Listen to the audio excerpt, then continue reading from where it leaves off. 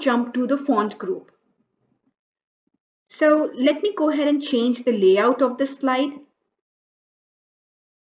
And let's say title only. And I will delete these slides just to avoid confusion. I click on click to add title and I mention here the channel name. Let's say I mention here the channel name, Spread the Learning. Now I want to go ahead and make changes to the font here to this text. So let's go ahead and select the entire text and select the type of font that I want. I select Arial Black and I can go ahead and increase the font size. I can change the size of the text by clicking on these numbers.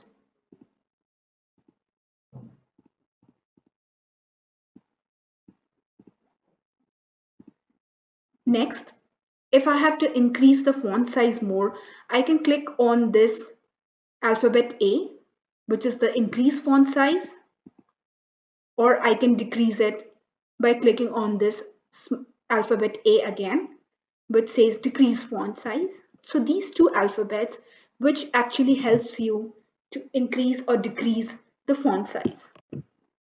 Now let's go ahead and see what are these different options, that's bold, italic, underline, and shadow. So I will go ahead and change this font.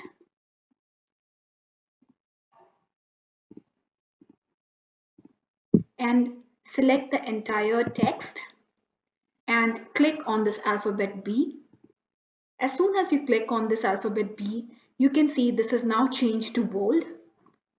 I, as soon as you will click on this I, it will change into an italics mode.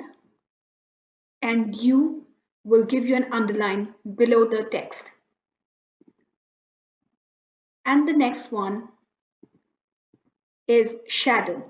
So as soon as you click on it, on the alphabet S, it will give you a shadow effect. So you can see the change here. As soon as I click on the alphabet S, how it changes. Next, the next one is strike through. You can click on this one. So you can see a line appearing that is crossing through the entire text. So we will go ahead and remove it. The next one is AV, which is basically the character spacing. So you can see how the characters will be changed. So I'll get this text box a bit below so that you can see the entire changes that are happening, and select this entire text. And when you click on the different options which are here, you can see how the changes are happening. When you click on very tight, you can see that all the words are very close to each other. When you click on tight, it's a bit separated now. And similarly for normal, loose, very loose. You can adjust it accordingly however you want, however your choice or preference is. The next one is change case. Change case is basically changing the selected text to the upper text or lower text or any other capitalizations that you want. So let's go ahead and explore what are the different options here. When you click on the sentence case, so you can see how it has changed, how spread the learning has changed. Similarly on the lower case, uppercase, capitalize each word. The first letters are capitalized for each word, and then the toggle case. Now let's move on to this yellow icon. So this is basically a pen and it's a text highlight color. You can select whatever text you want to highlight. So this is very useful during your presentations when you want your audience to focus on the highlighted text that will draw your audience attention. So you can click on whichever highlighted text you want. So I select it as green. And then here you can see an alphabet, that's a font color. So you can change your font, whatever color you want it to change it to. So I go ahead and select, let's say, I go ahead and select red, dark red. Okay. So this is how you can use these various options under font. We are still left with this option, which is clear all formatting. So I have purposely kept this as last because I want you to understand after doing all the formatting, you have done everything. How do you go ahead and remove the formatting? So it says clear all formatting, remove all formatting from the selection, leaving only the normal unformatted text. So basically it will get you to the default settings. So I have selected this entire text now and I click on this button that's clear all formatting. As soon as you click on this clear all formatting, you can see whatever formatting I had done to this text, it's all removed. Okay. Now, you can see a small launch button here. I will go ahead and click on the small launch button and a dialog box opens. So let's understand what are there inside this dialog box. So most of them is on the ribbon, but there are some additional things which are there on this dialog box. And let's go ahead and explore all of these. So it's strike through. So strike through, it will just cross the entire text. Double strike through, it will cross the text like this. Let me select the entire text and show it to you. I'll click on double strike through. So you can see this entire text has been striked out. Let's explore the next option, which is superscript and subscript. So for this, a very simple example, I'll give it to you. Let's take a chemical formula. I go ahead and write here let me first go ahead and remove this double strike through.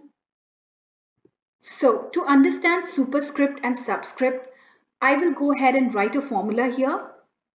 Let's say I write H2O and I want to apply this superscript and subscript to this number 2.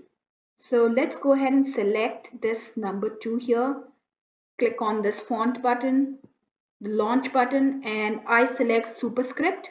And you can select this offset percentage as per your requirement. So let's like change it to 40 and let's see what happens when you select superscript. So you can see the formula H2O, which was there, the number 2 actually went up. Similarly, if you want to go ahead and do a subscript, click on subscript and this will come down. Okay, H2O. So you can see the difference here, the difference between subscript and superscript. When it's superscript, it goes up. It doesn't has a negative sign here. But when you click on subscript, it has a negative sign here. So it's minus 25%. So it's just going below. So that's the difference between superscript and subscript. So let me just go ahead and remove this and let's understand what else do we have under this font group. So I will select this entire text again, spread the learning.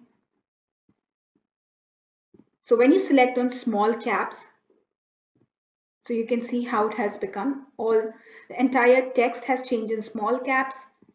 When you select on all caps, so the font has now increased. Okay. Similarly, there's one more option that we need to check out, which is equalize character height. So before that, let's go ahead and change this. Okay. I say, I just change this letter learning and write it in small letters. So let me change this entire font here.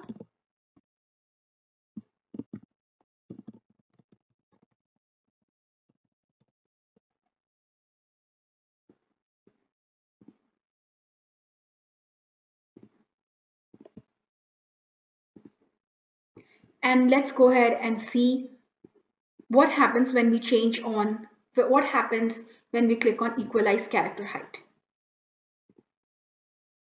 So here you go. So every letter which is there, it's now got an equal height. So this is the meaning of equalize character height. So I'm sure now you are clear on this effects section. The rest is font style, size, underline style, undercolor, underline color. So these are very simple ones. So if you just select an underline style, let's say I select this heavy line, I can go ahead and change the font color of it.